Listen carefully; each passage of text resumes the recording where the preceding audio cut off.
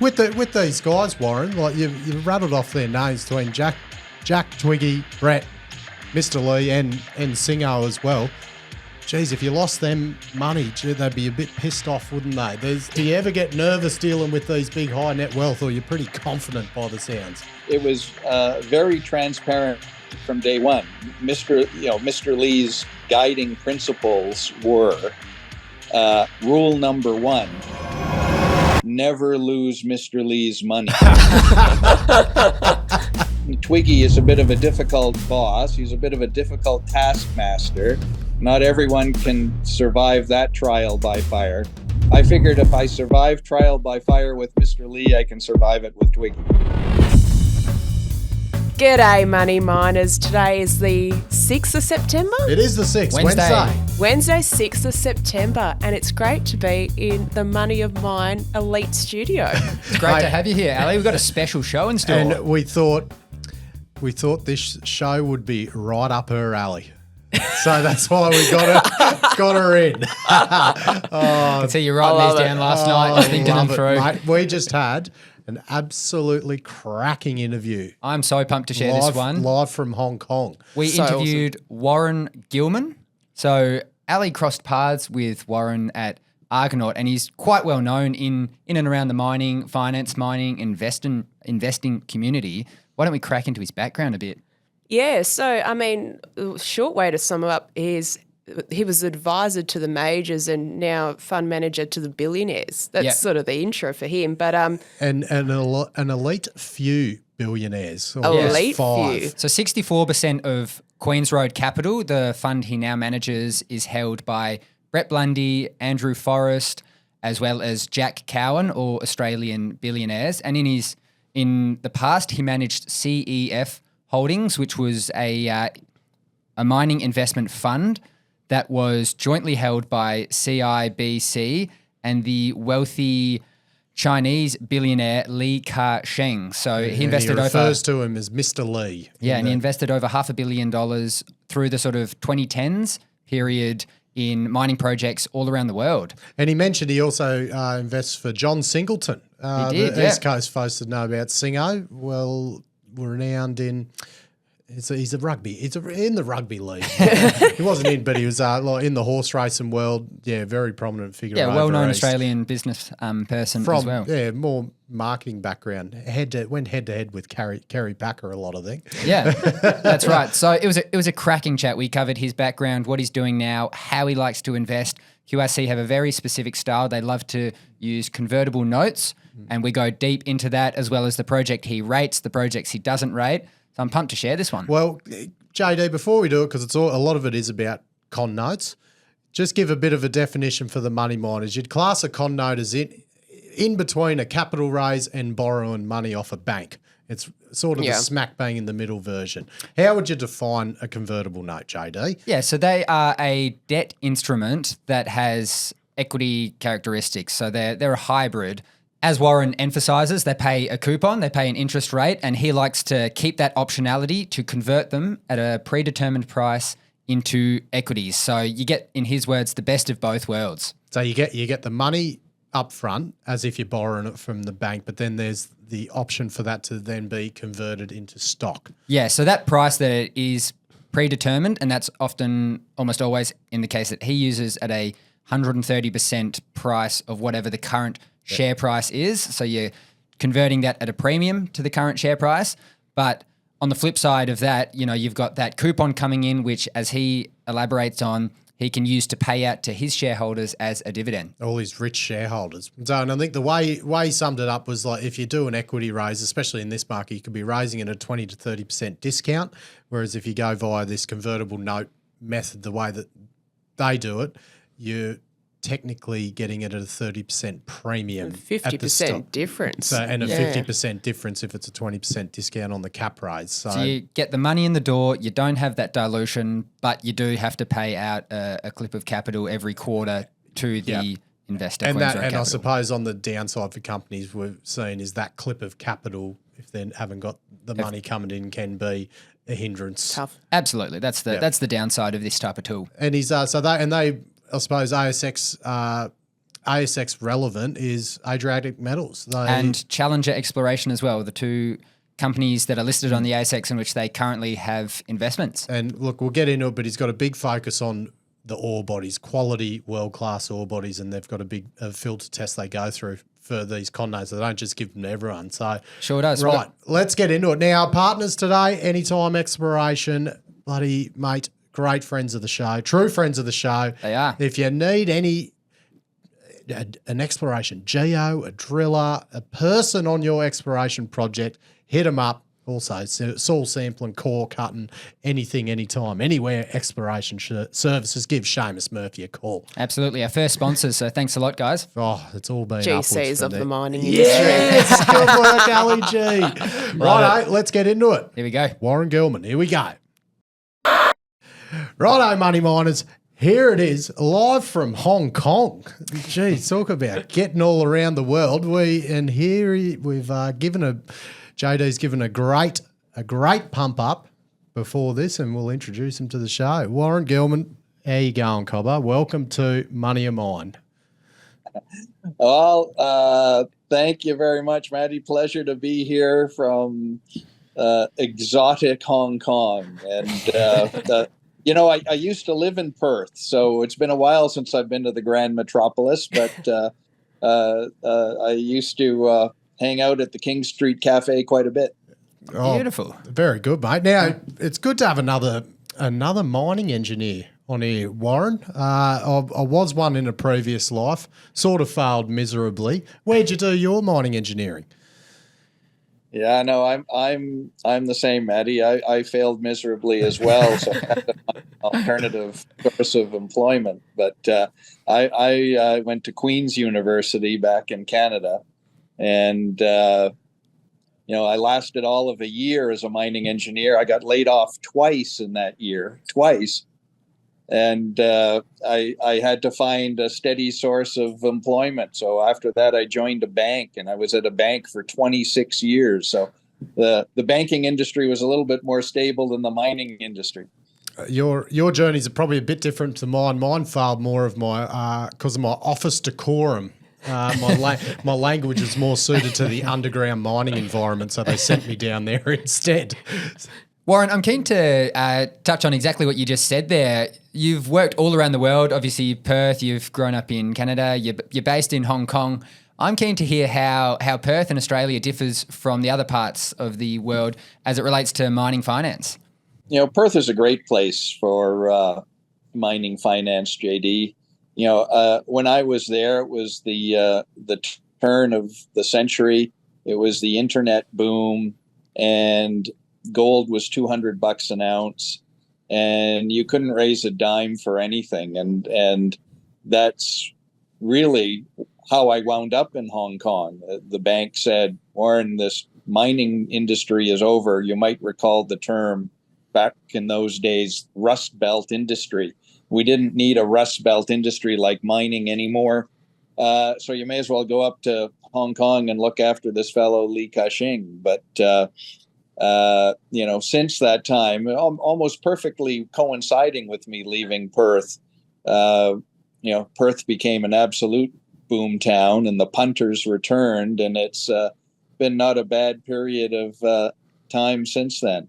And it's not just Perth, all of Australia. It almost seems like in the last 10 years, the Australian capital markets have supplanted London and supplanted Toronto, and it has become the source of mining finance, not just from the punters, but also from mega Aussie institutions who are very interested in the industry. One of the few places that is still interested in the industry, oddly enough.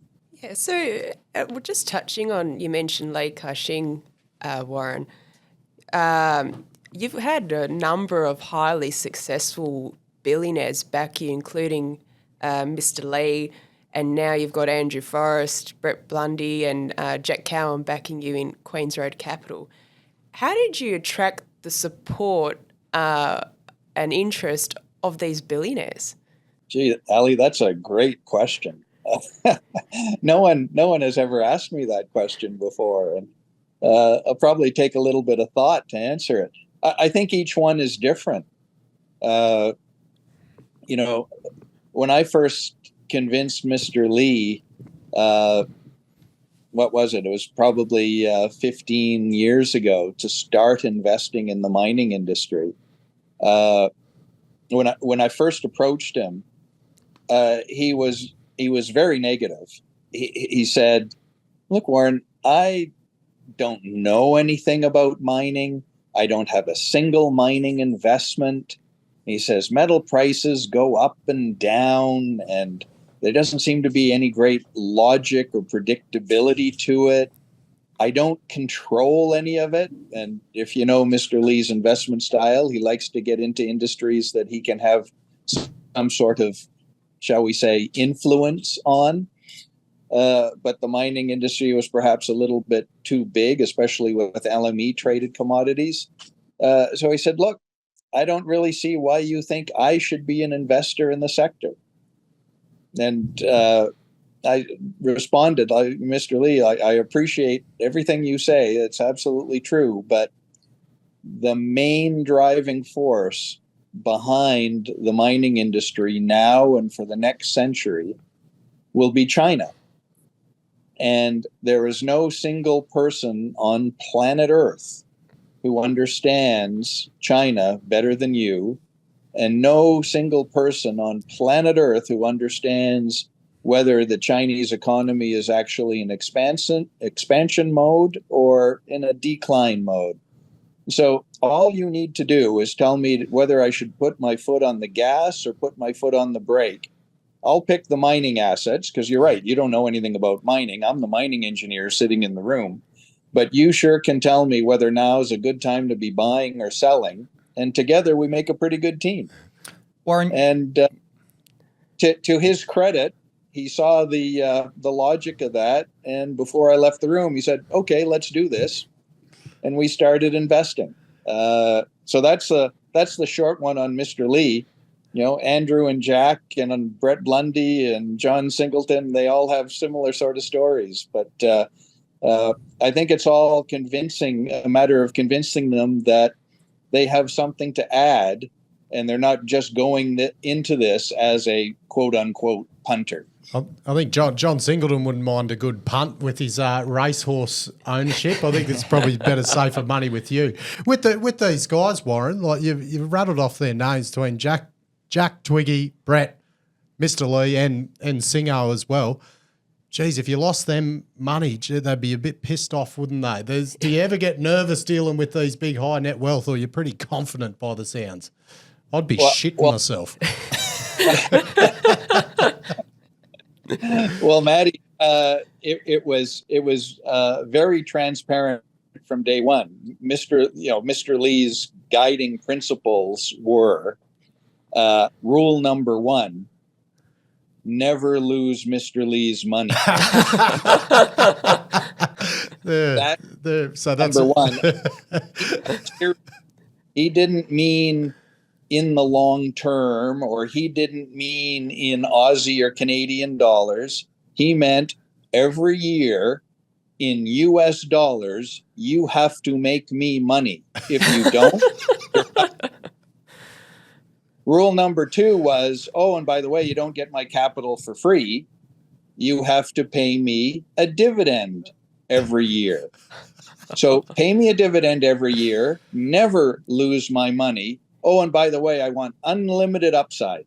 I've got to have you tell me there's a lot of money to be made. I don't want you telling me, well, we were capped out at 10% or 20%. I want big scores. So I want big scores, never lose money, and get a dividend every year because I need to feed my kids. No pressure, hey? And if you don't do that, guess what? Every Christmas, you either get to go back to your office or we get to walk you home to your home and see you later. So you might say it was a trial by fire. But after doing that with Mr. Lee for 10 years and never having a down year, paying him a dividend every single year, and giving him some great scores along the way, you know what? I sort of trial by fire. I got used. That's what I do. And so that's what we're doing at Queen's Road. And so you thought it'd be a good idea to get another 4 of him involved just to have the same arrangement.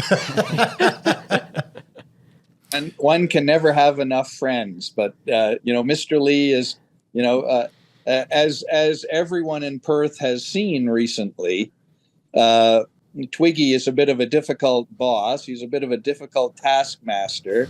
Not everyone can survive that trial by fire. I figured if I survive trial by fire with Mr. Lee, I can survive it with Twiggy. Well, mate, you're getting a pat on the back from Money of Mine because, mate, you've got some minerals to go into that. So well done. Warren, I think that's the perfect sort of segue. The lessons you learnt there at CEF and going into creating Queen's Road Capital. What is Queen's Road Capital about? What's the structure? It seems like a lot of the characteristics that you use to invest are now utilised by QRC. Can you tell us a bit more about how you like to invest, how the fund is structured? Quite right. So very simply, you mentioned CEF. That was the name of the company that I ran for Mr. Lee. That was our vehicle for investing in the mining industry, investing his money in the mining industry. And given his requirements, obviously, which I've just emphatically stated, his 3 rules, I had to come up with some way to invest in the industry that would achieve all of those 3 goals. And obviously, buying common shares of a mining company doesn't fulfill any of those things because, you're not going to get a dividend.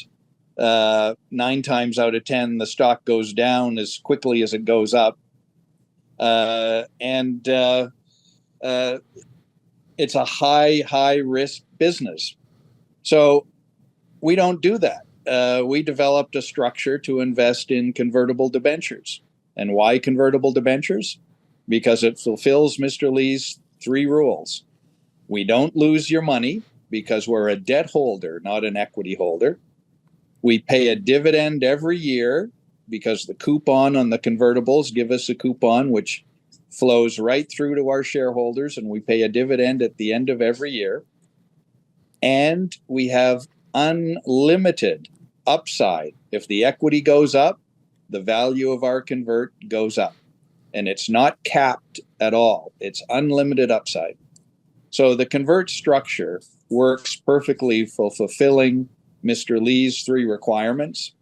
And when we decided to wrap up CEF and create Queen's Road, the business plan of Queen's Road was simply more of the same. We've done this all before. We used to do it just for Mr. Lee. Now we're going to do it for all Queen's Road shareholders, but with the same vision, the same plan, which is we don't lose shareholders' money. We pay you a dividend every year, and we give you unlimited upside to the equities of the companies that I invest in. And we've seen that it's a business model that works, and we will continue to stick with it. These investee companies, Warren, what criteria? What's the sort of go no go approach with certain criteria that you're looking at when making an investment decision for these converts? Ali, it's really simple. It's all about the ore body. We have to have a great ore body. That's a great place to start. Yeah, I mean that's the must. After that, various other criteria fall into place. But if we don't have an ore body, a great ore body, we don't even look at it. So, number one, people say, well, Warren, you must have a big staff and you must review 1,000 properties a day or through the course of a year, and it must be a daunting task. Well, no. The staff there's 3 employees at Queen's Road, including myself. And one of them's a CFO, so she doesn't do any of the property assessment. All the property assessment is done by myself and my colleague, Alex Granger. And that's simply because there aren't that many great ore bodies in the world. And they're certainly not being discovered very, very quickly. So the challenge during the course of a day is to try to find a great ore body it's a bit of a needle in a haystack, but obviously you don't need to turn over every rock because, 99% of the time the quality of the ore body isn't there. But once you do identify a high quality ore body, then some other considerations kick in.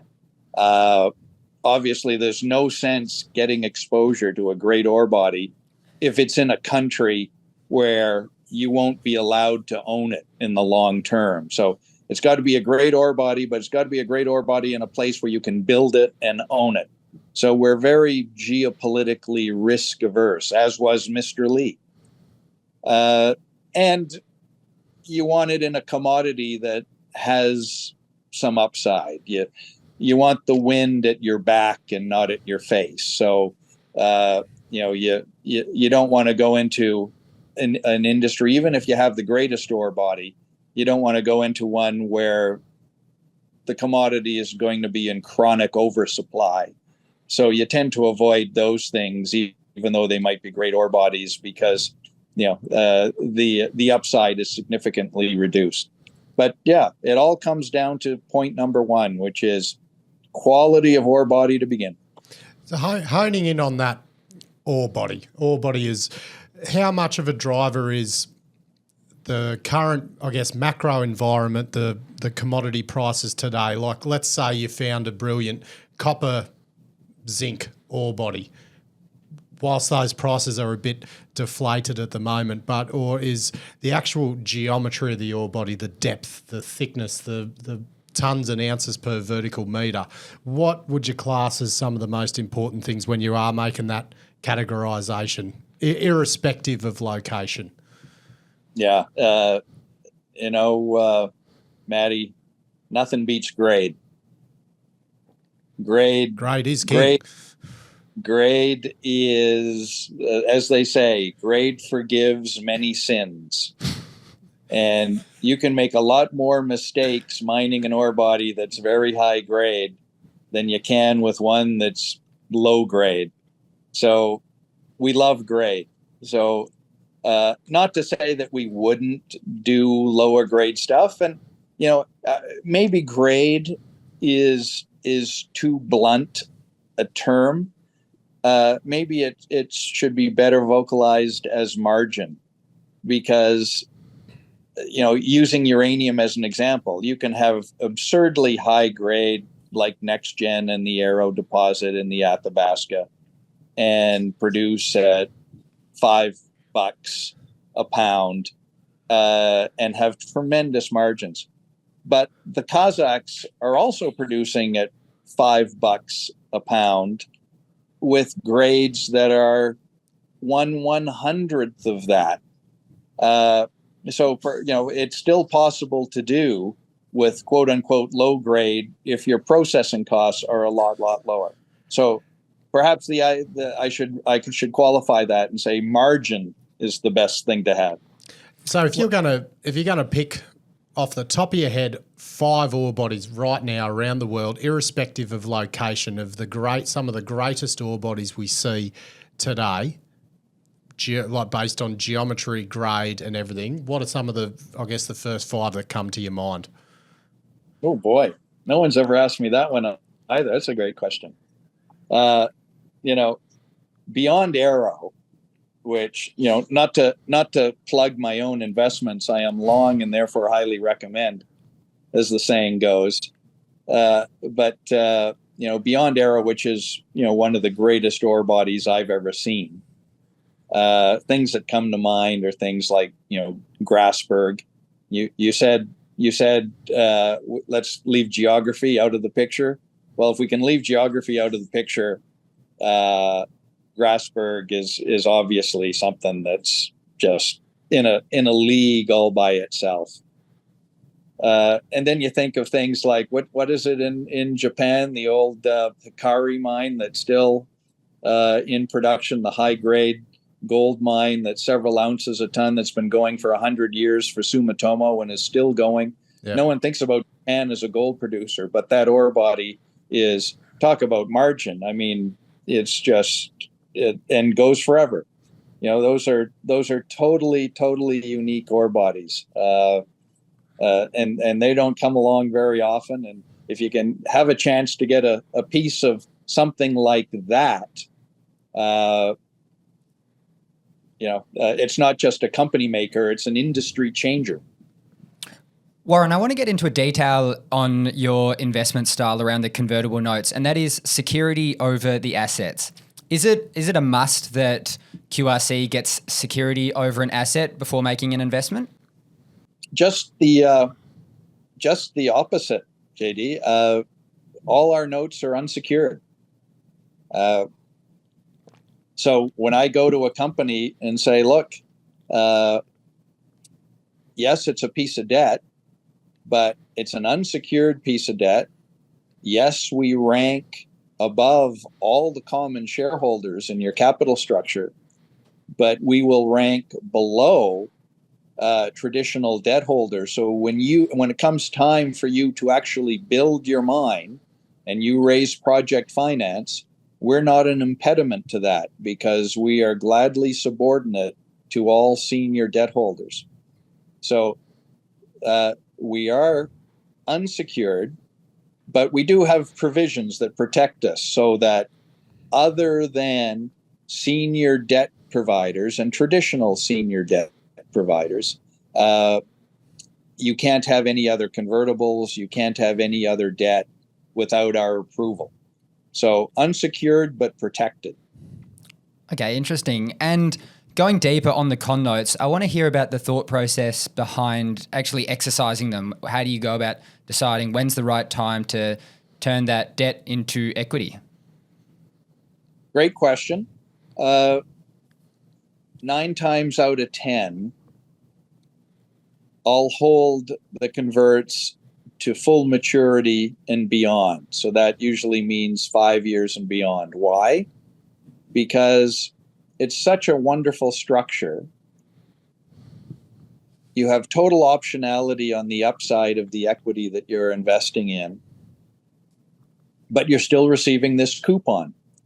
So if I were to exercise my right to convert prior to the maturity of the debenture, I'd be losing out on getting that coupon every year for the next 5 years. So I tend, even when we're well in the money, I tend to hold on to that just because I like receiving my 9% or my 10% on a quarterly basis. Keeps Mr. Lee off your back too.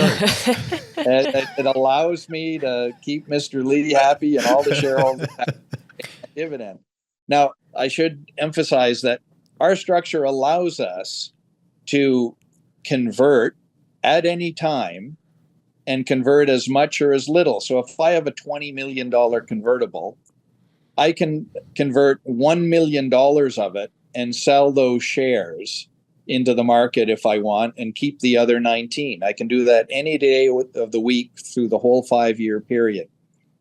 So if the stock goes crazy for what I think is going to be a brief period of time, I do have the flexibility in the structure to realize on that. I tend not to do that though, because I'm a partner with the company. I'm their partner for at least 5 years, maybe more.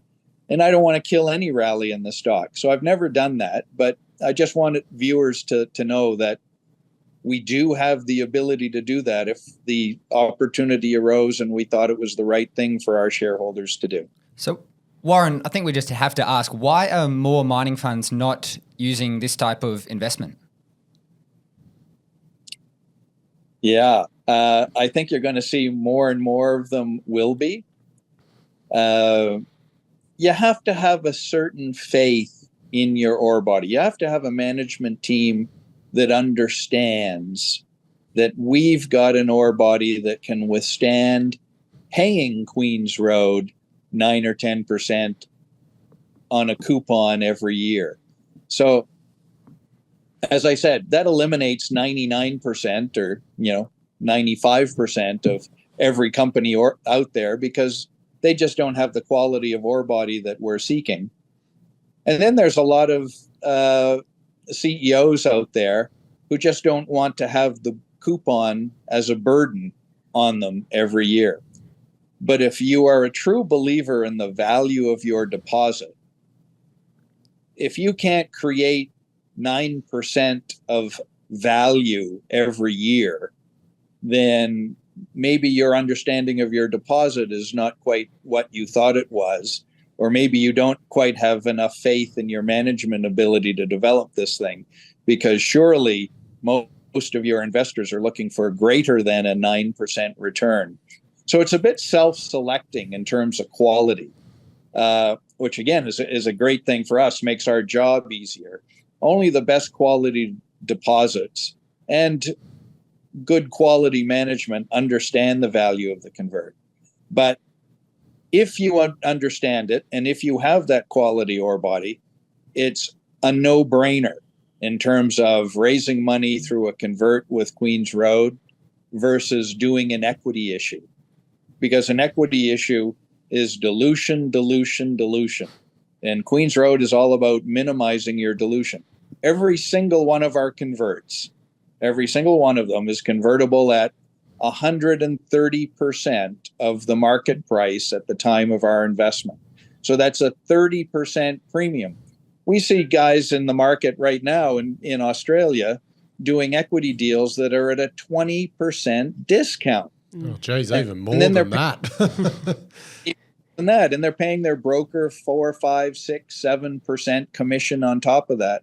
So net to the company, that's 25, 27% below market versus issuing equity ultimately to Queen's Road at a 30% premium to market. That's 50%, 50% less dilution by doing a deal with me versus raising money in the market. It's a no-brainer. The math is a no-brainer as long as you have the quality of the deposit that warrants our financing. You mentioned Warren Australia, and at the minute, QRC doesn't have any investee companies in Australia. Is it the lack of opportunities or the lack of quality ore bodies, or you just haven't found the right one yet? Or is it somewhere you're looking to head into? That's a great question. We do have 2 investee companies that are listed in Australia. We've got Adriatic, which is ASX listed and London listed, and we've got Challenger, which is ASX listed. But you're correct in that we don't have an investment in a company that has an ore body in Australia. And Mr. Lee used to ask me the same thing, because Mr. Lee, as you know, is a huge investor in Australia and other industries besides mining. The 3 mobile network and, the power companies, Power Core and ETSA, and he's big in power distribution throughout Victoria, South Australia, New South Wales, etc. And so he used to call me up and say, Warren, I've got the Premier of New South Wales on the phone, and he's trying to convince me to invest in this mining project. And gee whiz, Warren, why don't we have any mining investments in Australia? Australia is one of my favorite countries. I'm a big investor there. Australia runs on mining. Why don't we have investments there? So I have experience in answering this question, Ali. And the answer 10 years ago is the same as the answer today, which is Australia is a bit of a hothouse, as you guys would understand. It's like little green tomatoes getting red very, very quickly because you've got intense sun shining down on your glass roof. It's a bit of a closed shop, and everything in Australia is more expensive than anywhere around the world. So my response to you is the exact same response that I gave to Mr. Lee, which was, Mr. Lee, I would love to invest in a mining project in Australia. I love the sand and the surf and the wine, and the food is great. No better place to go and do my due diligence trip rather than, somewhere in northern Canada. But it's just on a relative basis much more expensive. I can get the same asset in Canada or better for a third the price.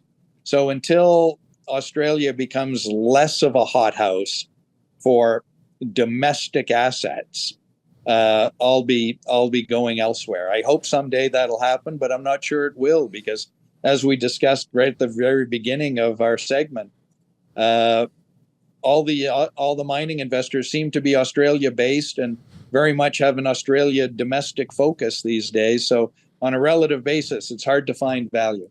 Is there any Australian ore bodies, whether they're in production or being developed, that would actually pass the Queen's Road filter test? Or is there not many out there at the moment in this country? Olympic Dam. Well, they don't even make money, do they? But it's an incredible ore body. This will get unlocked. Copper and uranium in a multi-century ore body in South Australia. I'll take a piece of that any day of the week. We can make it work. Now, if they didn't have to process the uranium on site and smelt the copper, I'm sure they'd make money. But they're very constrained by that, I think. Warren, you've really emphasised the strength and the high quality nature of ore bodies being the key feature that you look for. On the flip side of that, I want to hear how much management plays in your investment thesis. Do you think the ore body can just outweigh a bad management team? At the end of the day, it has to, because there's always the risk that you do have a bad management team. But you hope that doesn't happen. And when you make the first investment, you are very much making an investment in the existing management team almost as much as you are in the quality of the ore body. And that's important to us. And we demonstrate how important that is to us. We have in every one of our debentures a thing called voting alignment. And under the terms of voting alignment, in the event of a hostile takeover or an unwanted suitor, shall we say, and by the way, every single company we invest in, because of the quality of the ore body, it will eventually be likely subject to an unwanted suitor or a hostile takeover. So it's an appropriate topic for a discussion and addressing. Every single one of our converts in that scenario gives our votes to management. We're the only group in the world that does this. So in the event of a hostile takeover, we don't sell our shares to the highest bidder. We don't sell our shares to whoever is the first cab off the rank to give us a bid.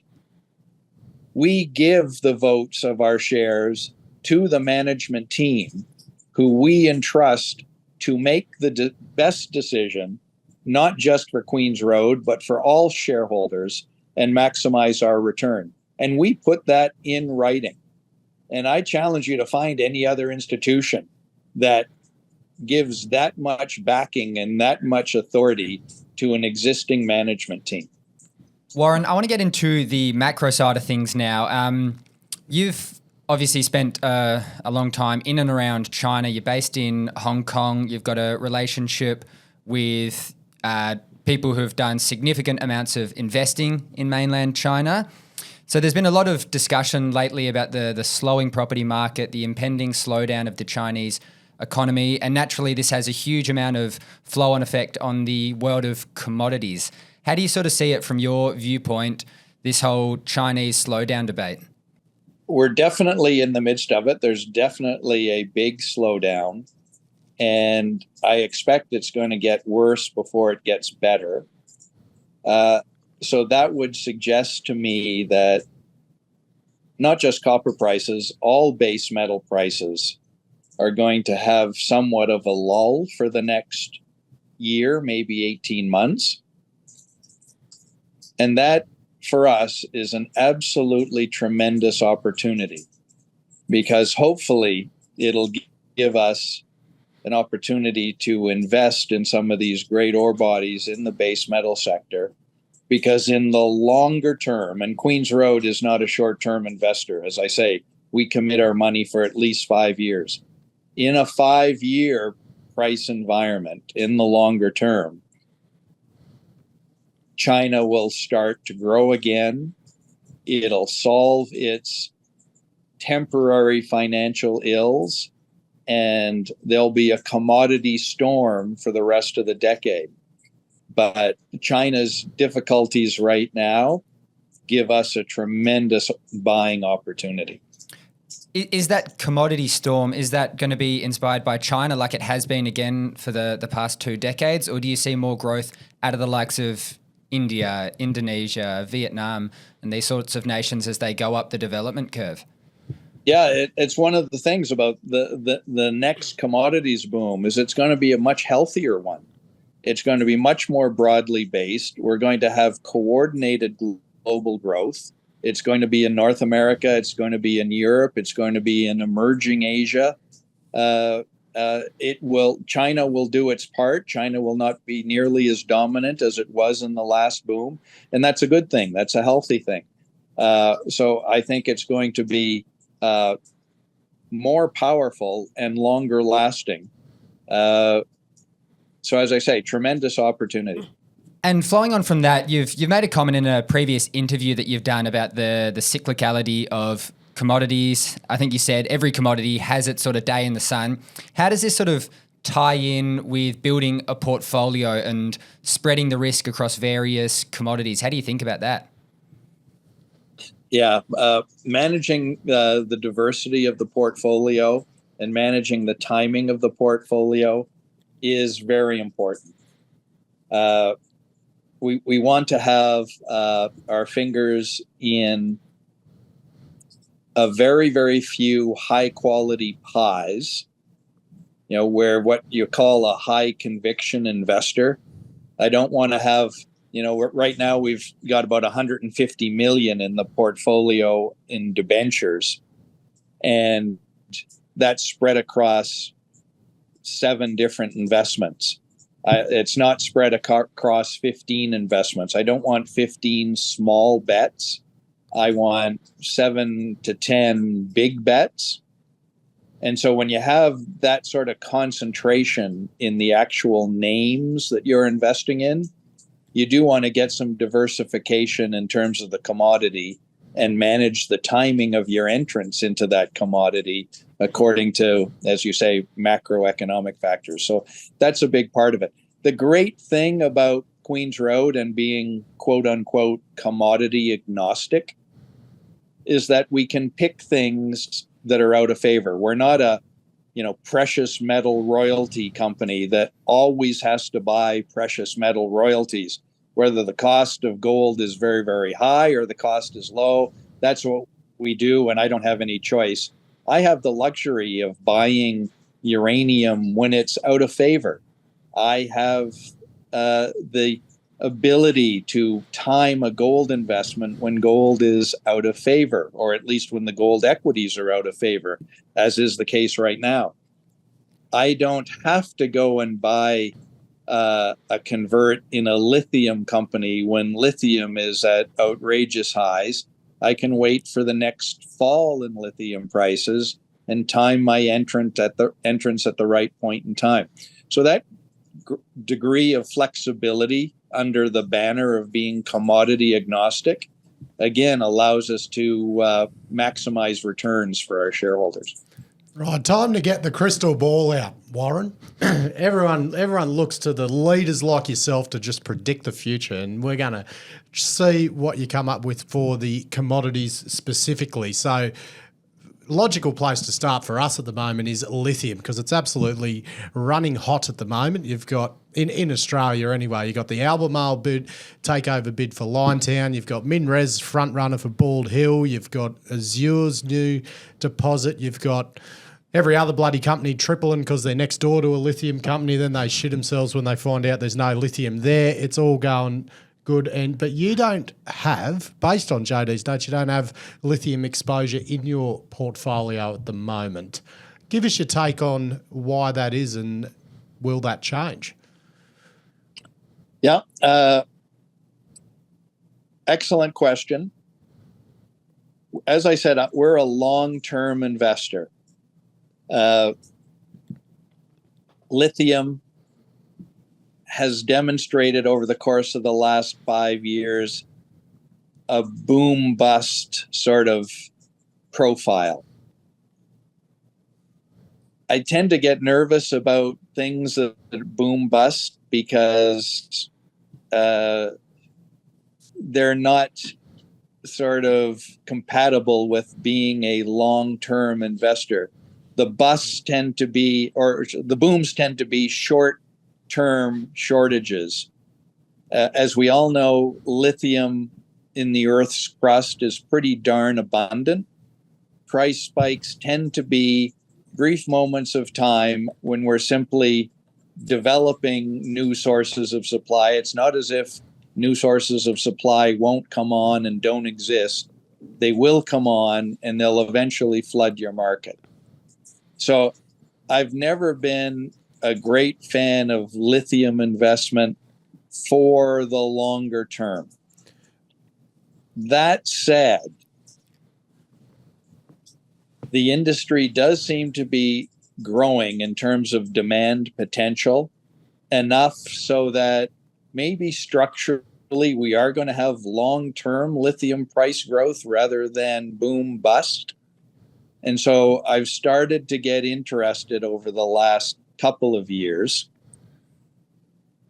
We weren't going to make an investment last year because equity prices for lithium were sky high. As you note, Maddie, a lot of lithium equities have come off their highs. I can think of many that still have significant deposits, and they're down 70-80% from where they were a year ago. ASX-listed names you're familiar with, and I won't name names.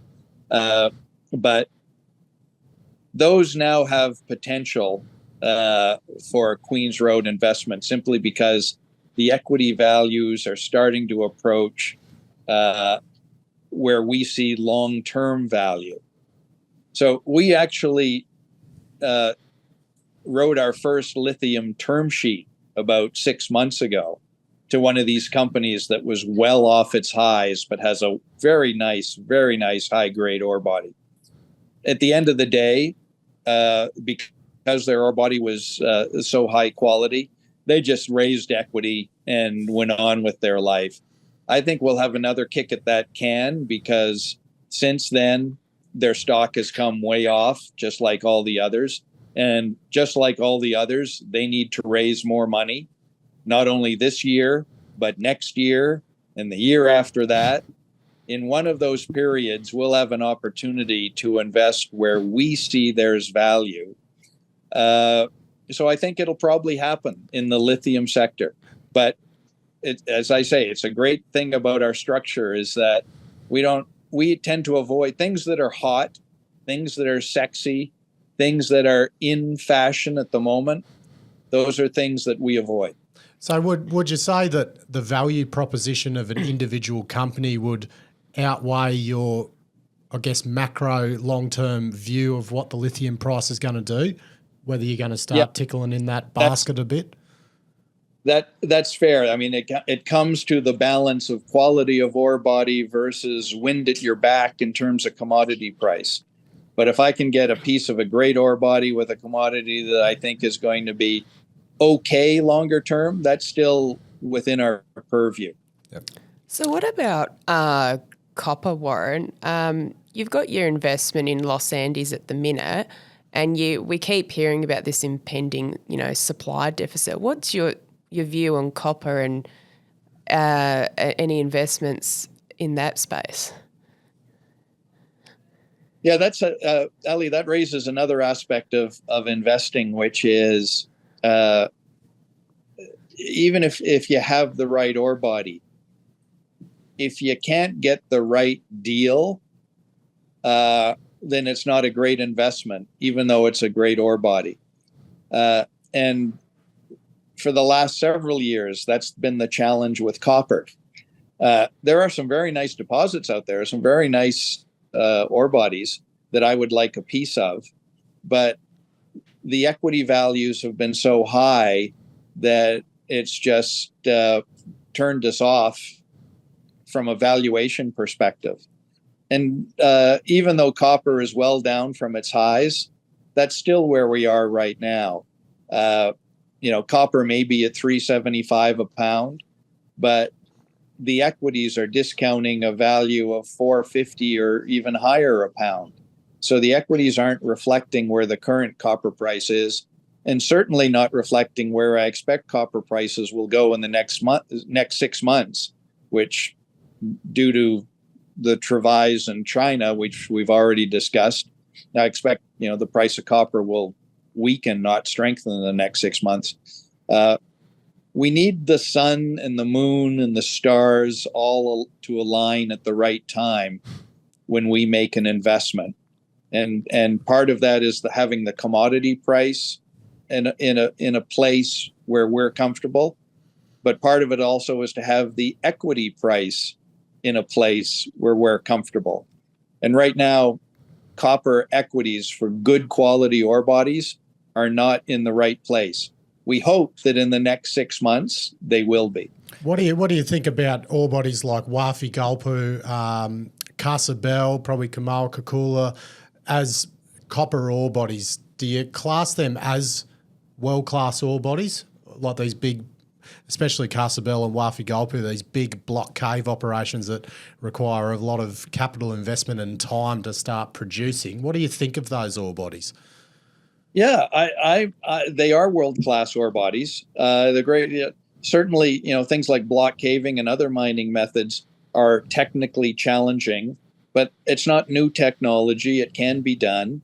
It's a big boys game, so it tends to be better suited in the hands of, the BHPs and the Newcrest Newmonts of the world. But would we like to have a piece of one of those ore bodies? Absolutely right. But we wouldn't want our investee company to develop it. That's an incredibly big capital commitment and higher risk than normal, higher technical and financial risk. And I think the idea would be that if we could get a piece of that ore body in an independent company, we'd be happy to finance that company, but we'd eventually want them to put themselves up for sale and let someone else build it. Warren, I want to get onto uranium now, and I'm fascinated to hear your response. Going off your latest report, over 50% of the invested portfolio is in uranium. You've got investments in ISO Energy and obviously NextGen, which we've touched on. What's your outlook on nuclear power and uranium? Like, can you hear the debate getting louder and louder for the place that nuclear has in a more sustainable future? Yeah, obviously I've got a strong bias towards uranium, and I am very, very bullish about the role of nuclear in society and therefore the price of uranium. However, I do want to put it in context. The original investment we made in NextGen, I made the original investment in CEF with Mr. Lee back in 2016. So that was almost 8 years ago. And when we made that investment, obviously uranium was very much out of favor. No one cared about it. Fukushima was a very recent event, relatively speaking, and nobody cared about uranium. Everyone thought that, Mr. Lee has a grand vision for uranium, and he's got a grand vision for nuclear development in China, and he's looking into his crystal ball, and he's foreseeing the reemergence of nuclear power in the world. And that wasn't at all the case. The investment had nothing to do with a bet on uranium or a bet on nuclear energy. It was driven 100% by the quality of that ore body. And every subsequent event has been, every subsequent investment, and as you mentioned, I've actually done 6 convertible debentures with the NextGen group of companies. This one we announced last week is actually our 6th convertible into NextGen companies. Every single one of those has been about the ore body. However, they all just happen to benefit from this great wind at our back called the uranium price, which as the story continues to unfold, it just coincides with the best fundamental backdrop for uranium supply demand there's probably ever been in history. So we're very fortunate to have exposure to both a great ore body and an emerging great commodity.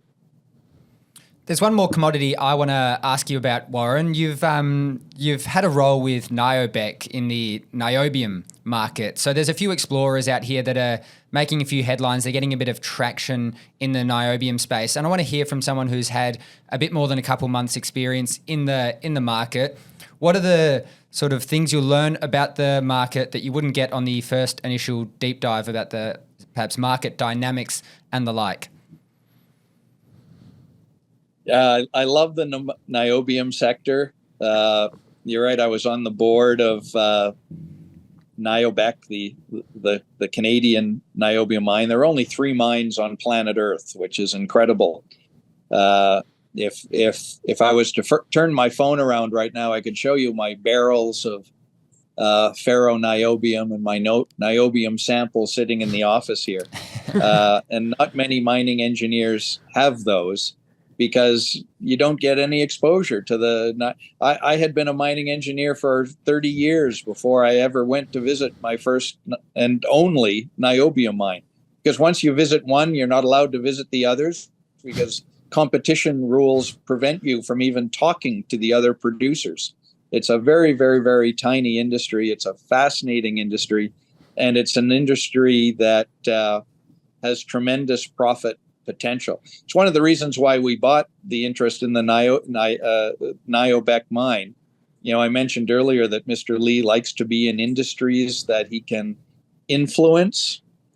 The concept of buying into a mining industry, a sector of the industry where there are only 3 players, really appealed to him, because when you have 3 players, you know, maybe there's always the opportunity to reduce it down to 2.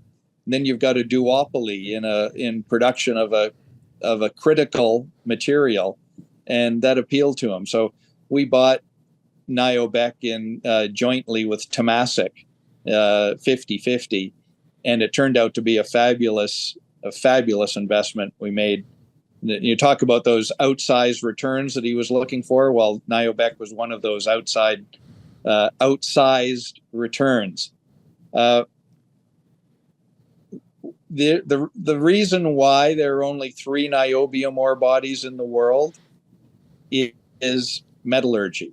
And you're right, there have been some recent lovely discoveries and great grades, and that's all wonderful, and full recognition of that, and hats off to the guys.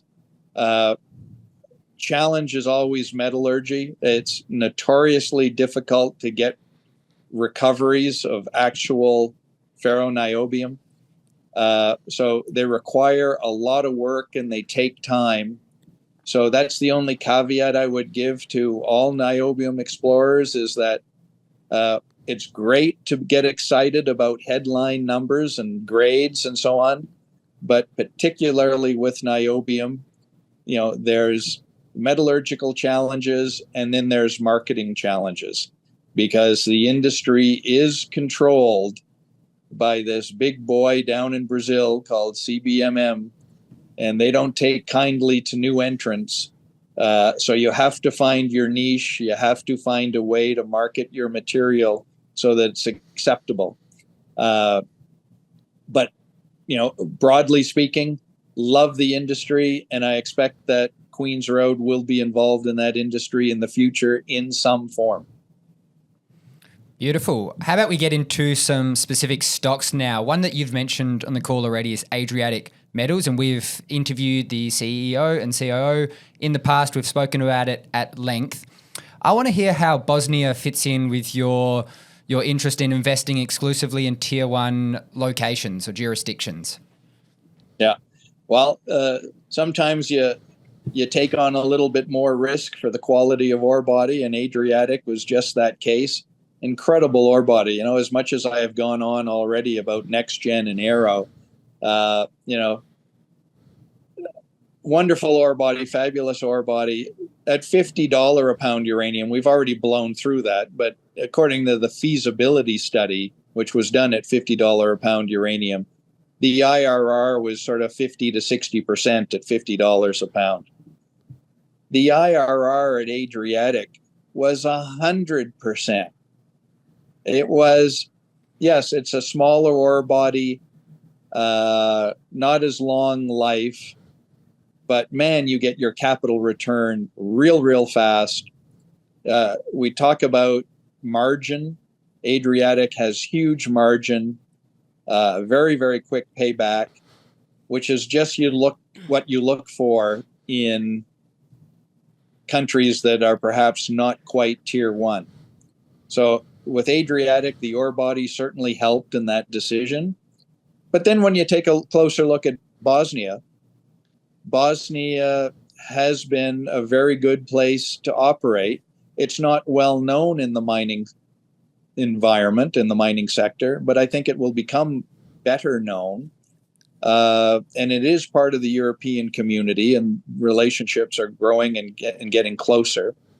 I think you'll be hearing more about Bosnia. So I think, although not tier one, it's pretty darn close. When we made our investment into Adriatic, you mentioned the CEO, Paul. Paul said to me, Warren, well, we're going to use your money to complete the feasibility study, get our permits, and raise project finance. And we hope to have all that done in the next 2 years.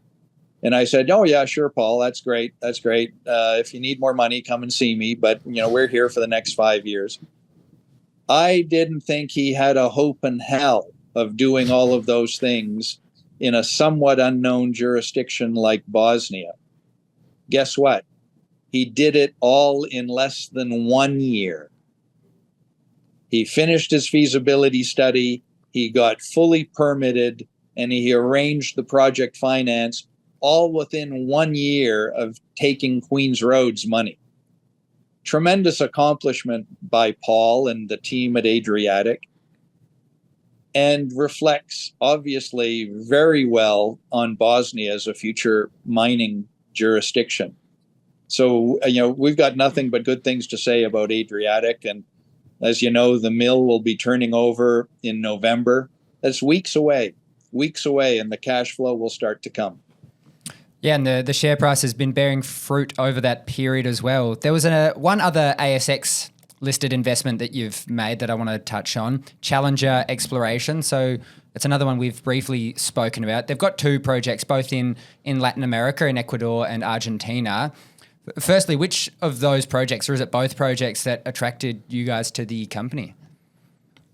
Very much Argentina. They've got a very high-grade skarn deposit surrounded by a lower-grade halo around that. And it's that really high-grade skarn that gets me very excited. That's a mine. There's no doubt that that's a mine, and it's going to be a high-margin mine, which is right up our alley. The lower-grade halo around it, and the Ecuador deposits, which are big but lower grade, will be added value in the right market. Right now, it's not the right market, but there's extra value there that we in the company will realize over time. But the actual deposit at Challenger is a beautiful high-grade deposit. Beautiful. Well, I think we're close to wrapping up, guys. Why don't we get into an overrated, underrated? Overrated. This is the always the great conclusion to a show when we've got an expert like yourself on, Warren. Overrated, underrated. One word answers. Underrated means you like it, you see promise. Overrated means don't like it, don't believe in it. Essentially, I could say, I didn't want to say you think it's shit, but we can imply that that's what overrated means. We're going to. Okay. I'll try. I'll do what I can without offending anyone. Just say, just simple one word: overrated or underrated, or neutral, or don't want to comment, don't know enough about it. But we know that that's not going to be your case, being a guru, mate. I'll lead it away. We'll go one each. Azure Minerals. One word? I have to do it in one word? Underrated or overrated or neutral? Frothy. WA1. Underrated in the long term. Centaurus. Yeah, neutral. Chile as a jurisdiction, not the food. Underrated. Sol Gold, the company. Pass. Ooh. I'm not going to offend. F3 Uranium Corp. Underrated. De Grey. Underrated. Ooh. Greatland Gold. Underrated. Uranium. Underrated. Oh, I could have picked that one. That's easy. No brainer. Albemarle's $6.6 billion bid for Liontown. Oh, crazy. Overrated. Namibia as a jurisdiction. Underrated. Lithium.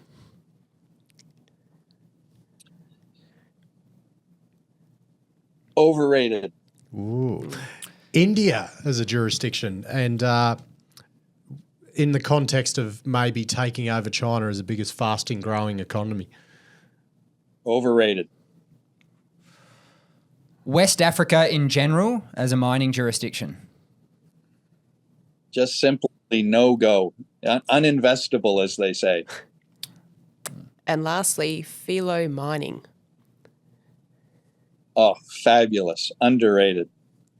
Mate, sensational. And we Beautiful. always congratulate the guests that can do an underrated, overrated in one word like you did. You absolutely nailed it, Warren. Yep, nailed it. Love it, mate. Now, after this, what I've come to believe about yourself and your company is I'm comparing you to Brad Pitt and Angelina Jolie. You probably get a lot of approaches, but you just have to knock a lot back. Is that? I think it's a great summary of the business with the con note. How many approaches do you get, and how many do you have to knock back with these convertible notes due to your I guess your stringent filter test? There'd be more going out than coming in. You know, Matty, I really, the phone doesn't ring off the hook, even at times when the market is tough like it is now.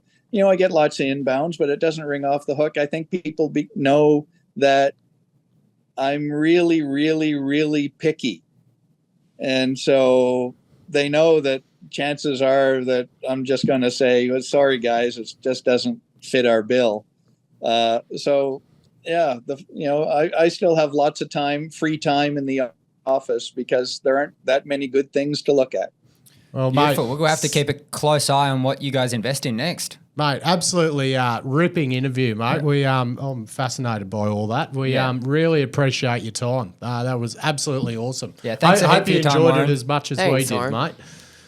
Well, I enjoyed it thoroughly, and now that I've experienced it, I'm going to have to be a regular tuning in and hearing the other interviews. Great fun. Oh, we'd be flattered if that was the case, mate. Yeah, thanks so much again, and we'd look in future. I'm sure we'd love to have you on again. We'd absolutely be thrilled. So thanks again, mate. Much appreciated, Warren. Cheers, Warren. Thank you. The information contained in this episode of Money of Mine is of general nature only and does not take into account the objectives, financial situation, or needs of any particular person. Before making any investment decision, you should consult with your financial advisor and consider how appropriate the advice is to your objectives, financial situation, and needs.